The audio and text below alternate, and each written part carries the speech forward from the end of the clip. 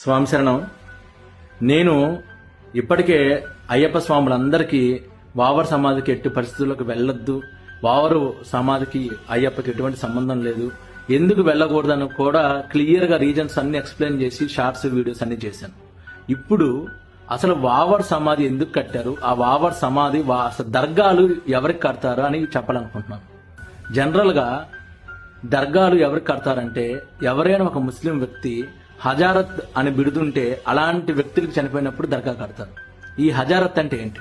హజార్ అంటే 1000. అంటే 1000 మంది హిందువుల్ని హింసించి కిరాతకంగా మానసికంగా శారీరకంగా చిత్రవధ చేసి ఎవడైతే 1000 మంది హిందువుల్ని చంపుతారో అలాంటి ముస్లింకి హజారత్ అని బిడిదిస్తారు. ఆ హజారత్ బిడుదున్నోడు చనిపోయినప్పుడు దర్గా కడతారు. అంటే ఇప్పుడు ఎరుమల అయ్యప్ప స్వామి టెంపుల్ ఎదురుగా ఉన్న వావర్ మసీదులో ఒక దర్గా ఉంది, ఒక సమాధి ఉంది. అంటే దీని అర్థం ఏంటి? హిందువుల్ని వాడెవడో ఒక ముస్లిము 1000 మంది హిందువుల్ని అతి కిరాతకంగా హింసించి చంపితే వాడికి దర్గా కడితే మన హిందువులం తెలుసుకోకుండా ఆ సమాధికి వెళ్లి ప్రదక్షిణలు చేసి మొక్కుతున్నాం. అంత దౌర్భాగ్య పరిస్థితిలో మనం ఉన్నాం. ఇంతకంటే అవమానం, ఇంతకంటే ఘోరం, ఇంతకంటే దారుణం ప్రపంచంలో వేరేది ఉంటుందా? మనల్ని ఎవరైతే చంపాడో, మన హిందువుల్ని ఎవరైతే ఎంత కిరాతకంగా హింసించి చంపాడో, మన 41 రోజులు దీక్ష చేసుకొని మళ్ళా వాడి చుట్టే ఎరిగి వాడికే 3 ప్రదక్షిణలు చేసి మొక్కుతున్నాం.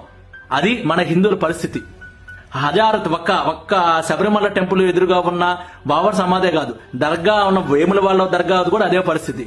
ఎక్కడ దర్గా ఉన్నా సరే గుర్తుపెట్టుకుని మన హిందువుల్ని 1000 మందిని ఎవరైతే చంపుతాడో అలాంటి వ్యక్తులుగా దర్గా కడతారో అలాంటికి మనల్ని మొక్కేలా చేస్తున్నారు వీళ్ళు. అది అంత దౌర్భాగ్య పరిస్థితిలో, అంత తెలుసుకోలేని పరిస్థితుల్లో, అంత హీనమైన పరిస్థితుల్లో మనం ఉన్నాం. దయచేసి ఇప్పుడైనా అందరు తెలుసుకోండి, ఎట్టి పరిస్థితుల్లో ఎటువంటి దర్గాలకి ఏ ఒక్క హిందూ వెళ్ళొద్దు అని సవినయంగా కోరుకుంటున్నాను.